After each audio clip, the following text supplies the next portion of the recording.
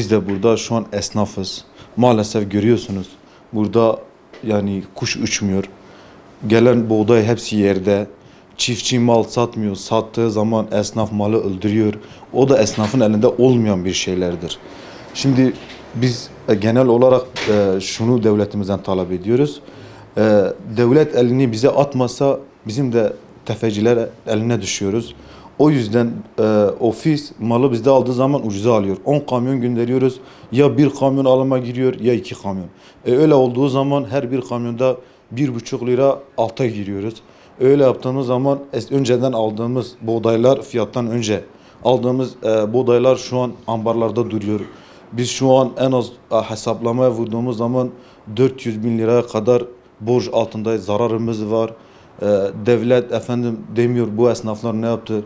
Çiftçiler zaten mağdur, perişan, mazot olmuş 4,5, gübre olmuş 1500. Yani mal alınmıyor ama ne yazık ki mallar satılmıyor. Hepsi yerde, ambarlarda, çiftçinin ki köyde kimse mala bir şey demiyor. Yani biz buradan devletimize sesleniyoruz. Lütfen bu işe el atın. Bizleri, çiftçileri kaldırın. Çünkü Türkiye'nin en güzel öğretimi çiftçilik üzerindedir.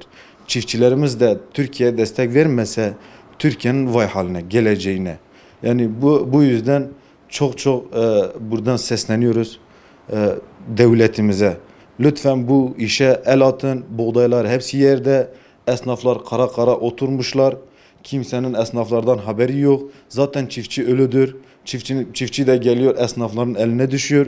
Kimse onların mal almıyor. Mal da aldıkları zaman mecburen ofis almadığı için çok az bir fiyatla alıyorlar. Çiftçi bankanın borç altındadır. Kredi borçlarıdır. Efendim adam mesela kışın kendine borç yapıyor. Diyor ki yazın benim zaten malım geliyor. Ondan sonra yaz da geldiği zaman bu hali siz görüyorsunuz. Şu anlıkla size teşekkür ediyorum. Lütfen devletime buradan sesleniyoruz. Bu işe el atın. Bir an önce bu esnafları, bu çiftçileri bu zulümden çıkarın.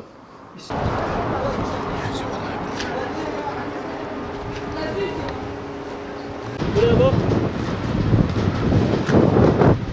Tamam.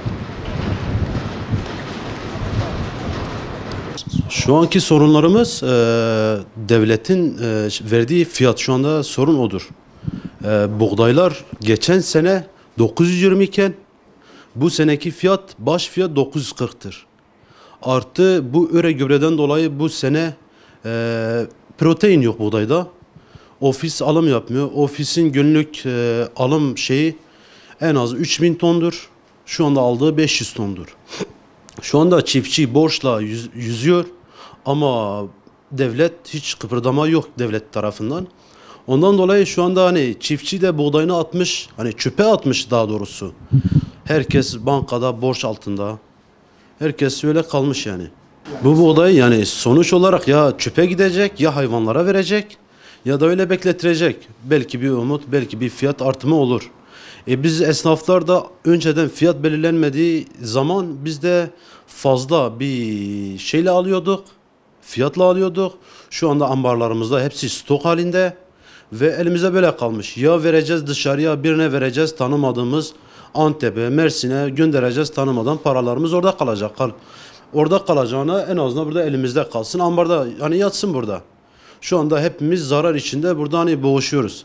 Buradaki esnafın şu anda normal hani bu dönemde çalışmaları gerekirken şu anda burada hani bir kuş dahi uçmuyor. Herkes yazıhanesine çekilmiş ve oturuyor öyle boş boş bekliyorlar. Yani çiftçi şu anda çok mağdur durumda. Artı esnaf da aynı şekilde mağdur durumda. Yani bu mağduriyetin bir an önce giderilmesini bekliyoruz. Fiyat verilmiş ama fiyat geçen seneye göre çok az düşük verilmiş. Çünkü protein yok. Ofise malımızı götürüyoruz. Buradan kamyona yüklüyoruz, götürüyoruz oraya. Orada ofis almayınca mecburen geri getiriyoruz. 100 lira da ekstra buradan aşağı hani veriyoruz, getiriyoruz mecburen. Ambarlara boşaltıyoruz. Orası almayınca biz nereye verelim? Şu anda biz bankalarda herkesin borcu var. Şu anda borçlarını da veremiyor. Çiftçi şu anda öyle bir durumda hani mecburen yapacak ne var? Alacaklar buğdaylarını götürüp çöpe atacaklar. Başka yapacak bir şey yok. Vallahi ekonomi abi şu anda zaten zarar veriyor.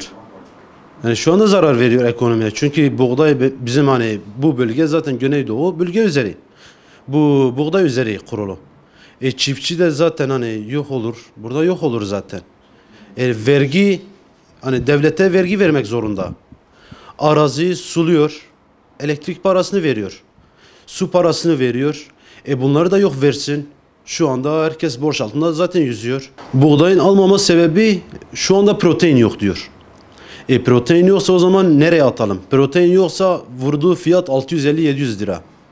650-700 lira zaten masrafını kurtarmıyor. Artı alttadır şu anda. Çiftçi şu anda alttadır. Borç altındadır ve ektiği buğdayı şu anda o koyduğu masrafı şu anda çıkartamıyor.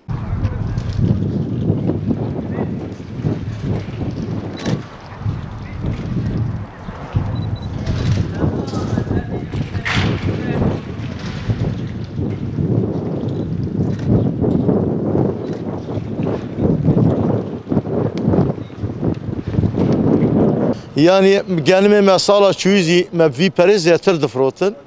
İsazı devleti tifiyet ki ne dame. Ve em tamamı çiftçiye mağdurun. Em gelme xudgarinin. Em dikin nakin esnaf zin kare bgiren. Esnaf zin keve zirare. Ve çiftçi zin bhali xumaye. Nikare deyni xu bide. Ve nikare peri xuy mazote bide. Ve peri me kooperatif emci bistro me ki paşeye. Gere em bir ödeme xu bikin. Em teda mağdur mane. Em dikin nakin. تشكي أم تشكي در هم نكارم والله أم دخوازن يعني الدولة جمرة ريكي جمرة تشكي فكا وأم في جنبي خب بفروشن ولا أم مصمانة جنبي ما اللي قلنا أما بيب ولا كوي ما بخذ ويدا والله دورة بيش شاستون أما جنبي من هي يعني أم نفروش كامل شاب كن دادي بيش أم تشبكن يعني تشارك ياك وأم نفروش أم في ديني خب بدن جرام قبريش بسين جرام موزوت خب جرام بيعرض بي باش وكامل شاب كن يعني